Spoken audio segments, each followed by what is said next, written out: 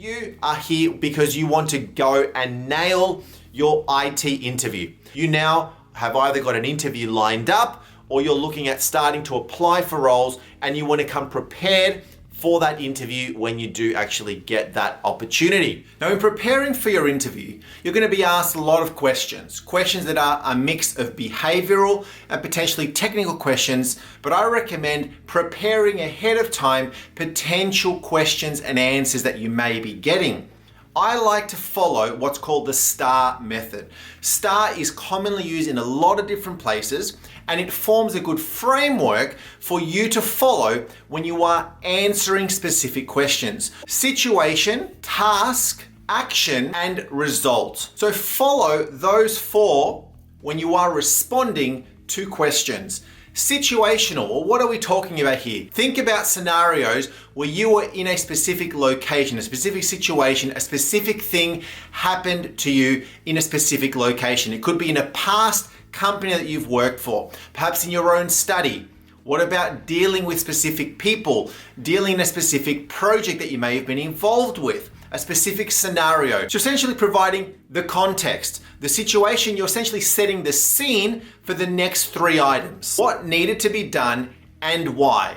You're not talking about the result just yet, you're just talking about the task in the situation. So the situation forms the foundation, the context, you then move into the specific task that you're performing. The action is what you actually did. So you now know the situation, you now know the task that was performed. What did you now actually do? What is the action that you took? If the task was, for example, something going wrong, a system went offline, or you had to deliver something and it didn't happen, or it did happen, well, what are the steps? What are the actual actions that you took to make that successful? What actually happened? So we've gone through this full situation, the task, the action, and now what actually happened. A good example was something that would happen to me a long time ago, where I deployed some patches on some production servers in the middle of the day. So let's talk about each of those four items. So in my case, I was a systems administrator. I was working in a large company and I was tasked to actually go and deploy some patches. So my situation is that I was given the reins, I was given the keys to be able to go and patch something. The task was patching these systems. I had a number of different sorts of servers that I needed to go and patch, make sure that they had the latest updates to fix any forms of vulnerabilities. What was the action? Well, me actually using some technology. I was using a technology called SCCM, which is a Microsoft suite of products to actually go and manage environments, manage systems, including patching. So my tool was SCCM, and that was the tool that I used to deploy the patches. Now, of course, what happened was that it didn't happen at the right time and it impacted some things. So the result was there was some outages. That was me actually going and apologizing to my manager. We had to send out some communications to our staff to let them know, look, unfortunately, we are going to be having a short outage. These systems were scheduled to be done overnight, but unfortunately, I did them in the middle of the day, which then resulted in those servers being offline. So now the first lot of questions that we are going to be talking about are the behavioral questions. You've got behavioral and you've got technical, and specifically for the role of a help desk or a support or service desk person, you're going to get maybe a mix of the two.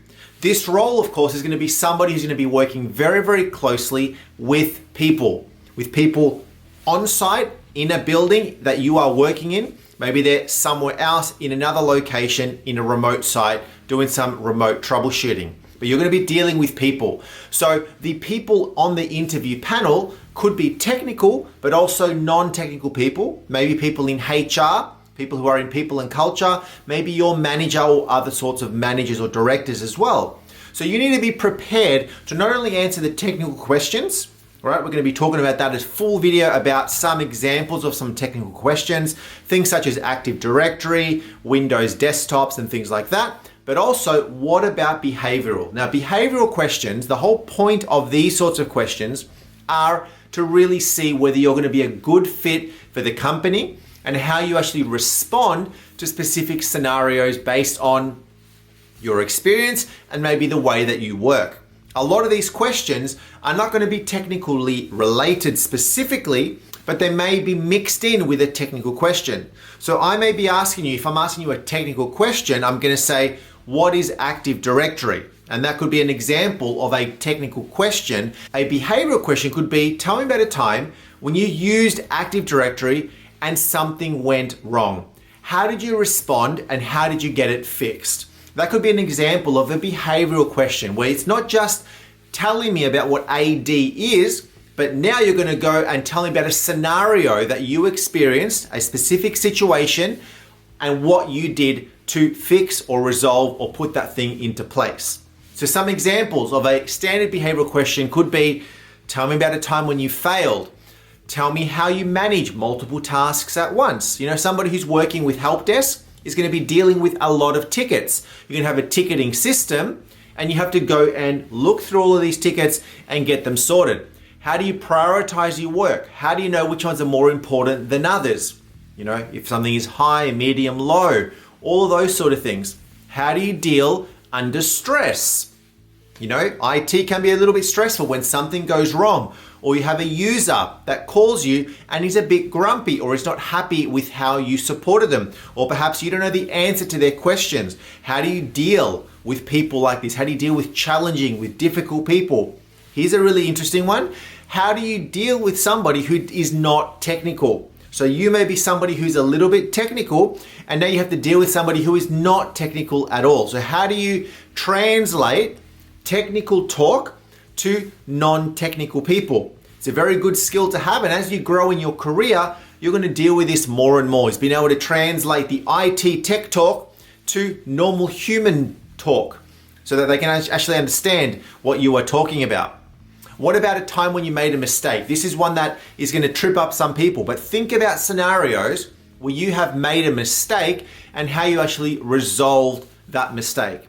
What you learned from it, and then what are you going to be doing so that it doesn't happen again? You know, making a mistake is going to be completely common in your career, and if you haven't made any yet, you will, and that's fine because you learn from that, and sometimes you have to make the mistake to be able to learn from it and then get better at doing your specific task. Okay, so these are examples of some behavioral questions, because you have to remember, yes, you may have some technical people in the interview, but you may also have people who are going to be your customers, the people that you're going to be supporting from a day-to-day basis, and they are not technical. So they want to just know, how do you respond to these situations? Because the reality is you're working in technology. Technology is changing very quickly, so you have to be up to speed, up to date with everything that's going on. You have to also be very good at managing lots of tickets. You're going to be dealing with people, frustrated people that want you to do their job first.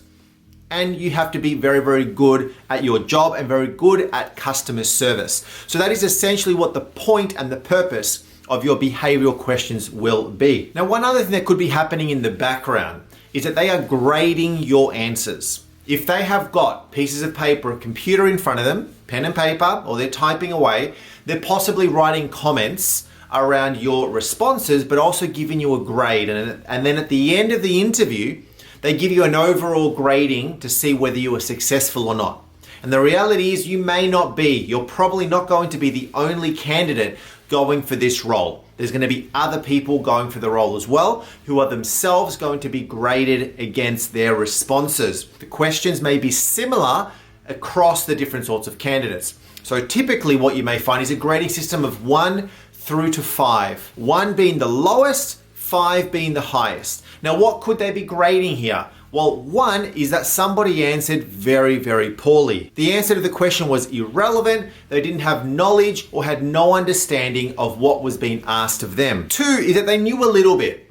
They maybe answered the question, but with very, very lack of knowledge, or they said, look, I just don't know, but maybe they responded in a way that was still interesting to hear the answer, but they didn't actually know the complete answer. So it was a very little lack of understanding. 3 was that they did okay. They did average. They knew a bit, they didn't know a lot, but they just did okay when it came to answering the question. 4 is that they had a good response. They understood the question and they were able to articulate the answer well enough. And they were maybe straight to the point in providing the response and maybe sometimes went a little above that response. And then number 5 is that yes, they answered the question, but they went a bit above and beyond answering the question. If it was something to do around troubleshooting, something IT related, they actually provided a very, very thorough explanation above and beyond what you'd expect that maybe that particular sort of candidate would actually have.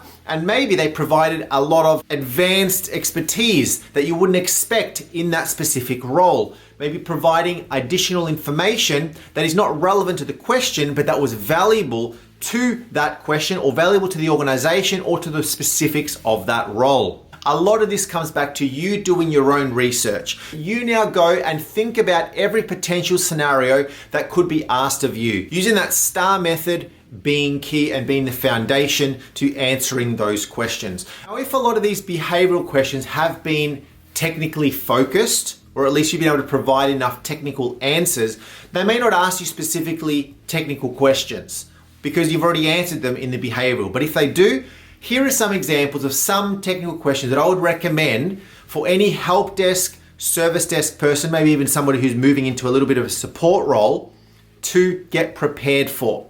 And don't just make these questions up. If you don't know, say that you don't know, but also be willing to learn that specific tech. And one of my always good recommendations is to go and practice some of these things yourself. If you've never used some of this tech, go and build your own lab environment and try it yourself. I like to frame some of my questions around specific topics. So the first big topic that I'm going to be talking about here is Windows. And of course, Microsoft Windows is the primary operating system used by most organizations. There are other operating systems, of course. You've got the Mac and you've got Linux, but Windows, of course, is your biggest. So you want to understand about Microsoft Windows. You want to understand about Windows 10, Windows 11, other forms of Windows operating systems. You may get asked a little bit about servers, but for this role, you are going to be focused more around troubleshooting and helping on Windows computers. So what is the difference between a PC and a laptop? What is RAM? What is a CPU? What is a graphics card? What is a hard drive? Understand some of those basics. Active Directory is another big topic. Everybody who works in help desk should know about Active Directory, how it's used to manage computers and users, how to reset accounts, how to create new accounts, how to remove accounts, how to use security groups and grant people permissions perhaps on a file server. A question I may ask is, do you know what DNS is? Another one could be, how does a computer on a network get an IP address? So the answers could be, of course, a static IP or dynamic using some sort of a DHCP service. So I may ask you questions around how do you actually use AD to onboard a new employee? So when a new person starts in an organization, run me through your process on how you onboard a new person. And that could be AD. It could be also using some Azure AD or cloud services as well. Have you ever used the cloud? How do you manage computers and users in the cloud? And this is something that it really will depend on the role itself and the company, but a lot of companies are moving infrastructure into the cloud. So you may need to now learn how to manage users on the cloud, on a Azure AD cloud instance, as opposed to the one that is sitting on a computer in the office, for example. Do you know how to set up a backup? Do you know the different sorts of backups? Like, do you know how to back up a computer? If you had to back up some data on a computer, what would you actually do? What about a switch? Do you know what a network switch is used for? I may ask you to tell me what sort of software you have actually managed. If you've managed some particular software, how do you install that software onto somebody's computer? Can you maybe talk to me about some common commands in a Windows command prompt? If you open up a command prompt to do some form of troubleshooting, what are some common commands that you could use? And this may lead into a question where I like to ask, if you had two computers on a network that are trying to access a file server, maybe to get some files off the file server, and it's not working, what is the sort of troubleshooting that you would be doing to try to get that resolved? Now, the end result may be that you need to escalate that or get somebody a bit more senior to fix it, but I want to still understand from you, technically, what would you do? And whether that is running commands like a ping command, a traceroute command, checking the connections on the computer. Is the computer on the network? Is it on the Wi-Fi? Can it actually see the map drive, the file server on the computer? Think about things like that to be able to be answering those questions. So they're just a few examples of some technical questions, because remembering that this role is going to be very, very much customer focused. It's customer facing. So you're not going to be a technical guru. You need to understand the basics around computers, around Active Directory, around software management, and performing some troubleshooting on PCs.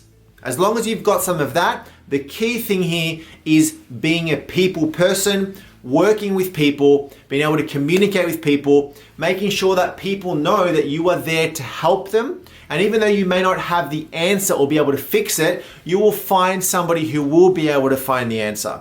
And with this as well, the answer may actually be on the internet, which means you could actually go and search for it yourself. So if I see that you're actually interested in learning and figuring out the problem yourself, that's only going to work better for you.